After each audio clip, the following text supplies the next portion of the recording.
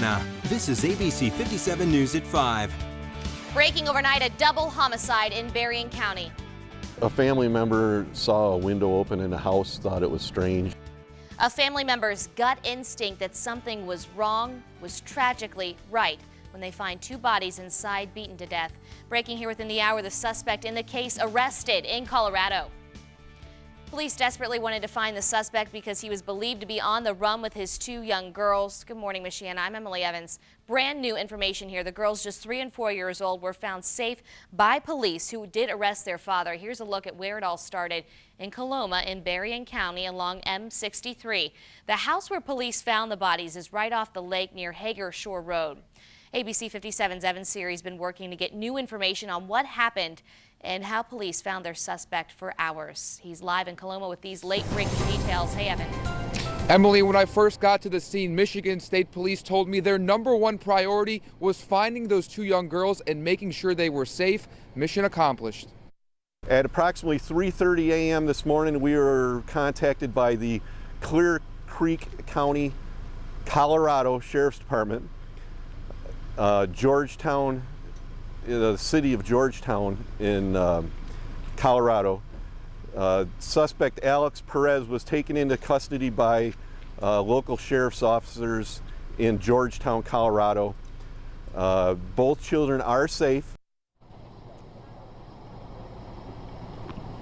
Just moments ago, Lieutenant Mike Dawson of the Michigan State Police confirmed Luna and Nova Perez were found safe, along with their biological father, 24-year-old Alex Perez. Police say Alex Perez will be extradited back to Michigan and is still the #1 suspect in the death of two people whose bodies were discovered late Thursday night. Michigan State Police tell me a family member thought something was not right after seeing an open window at this house on M63. The unidentified family member had to use a ladder to get inside, and that's when she discovered two bodies. Police say the bodies had blunt force trauma wounds. The identification of those bodies unknown at this time.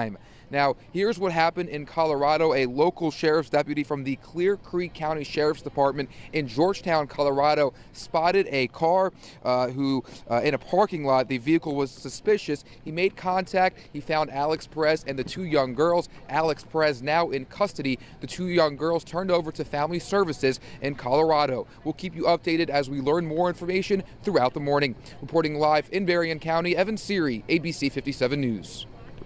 Evan, thank you. And as he just touched on, new details in this breaking story are still unfolding. Stay with us this morning for continued coverage. And now we do want to get a check of the weather with meteorologist Greg Bobus. Greg, it almost feels like spring out there on this January day. It almost does. We have temperatures in the 40s right now. This is kind of an uncharacteristic start for us compared to what we've been used to as of late. Take a look at your last 12 hours. Our temperatures made up to 43 degrees. That was overnight. Temperatures climbed for a few hours there. We're back to 41 right now. Still a nice start. 43 in Benton Harbor, 43 degrees in Rochester, and 40 in Goshen. We add in the wind. We take a look at the wind chill. It's in the 30s this morning, warmest start we've seen in a while. Feels like 33 in South Bend. And you take a look at the cloud situation. It's been increasing here. We're fairly cloudy. We're going to bring in some rain late morning into the afternoon hours. We'll take a look ahead to that coming up in the full forecast. Just note the temperatures will drop and so will some rain. We're talking about a temp of 36 by dinner time, and then a very, very big blast of cold air starts tomorrow. Again, we'll touch on all that coming up in the full forecast. Emily? Greg, thanks. The first GOP presidential debate of 2016 is now in the books. The debate comes just weeks before votes are set to be cast in Iowa. ABC's Stephanie Ramos has the latest from Washington. 7 GOP presidential candidates, 1 debate stage, and no lack of attacks. First up, President Obama, fresh off of Tuesday's State of the Union address. President Obama didn't so much as mention the 10 sailors that had been captured by Iran. On Tuesday night, I watched Story Time with Barack Obama. This debate had the fewest number of candidates on the main stage, a high-profile effort to persuade voters before the February 1st Iowa caucuses. The gloves coming off between Donald Trump and Ted Cruz. This bromance apparently over.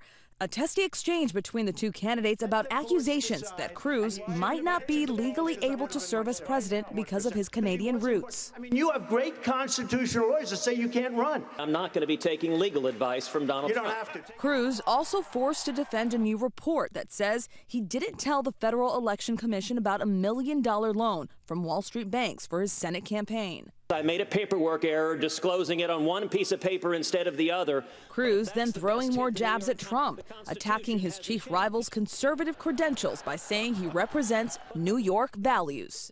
Not a lot of conservatives come out of Manhattan. Trump called the jab insulting and praised New York's response to 9/11. When the World Trade Center came down, I saw something that no place on earth could have handled more beautifully, more humanely than New York.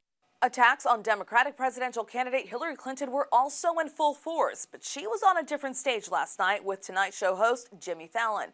Soon she'll head to South Carolina for the next debate set for Sunday. Stephanie Ramos, ABC News, Washington.